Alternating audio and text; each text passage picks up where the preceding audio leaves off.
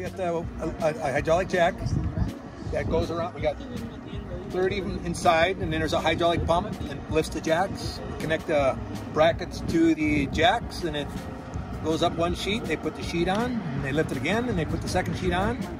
Let the jacks down, rehook it, and jack it again. Rinse, repeat. How many panels? How tall are you? How many rings up are you? 21. 21 rings. And it's a 105? 90. So there's 30 sheets. For every ring, there's 30. For every ring, there's 30 sheets. Do you have to bolt each one? Yep. How many bolts are in? A lot. A lot. A lot. And as it goes up, it gets heavier sheets, and more bolts, and heavier sheets, and then eventually it goes to laminated sheets, and more bolts, and heavier. How much does that weigh initially? Initially right now, or when we're done? To pull the roof up. No, yours is 630, isn't it? 530,000 pounds. The roof itself, oh, that I have no idea.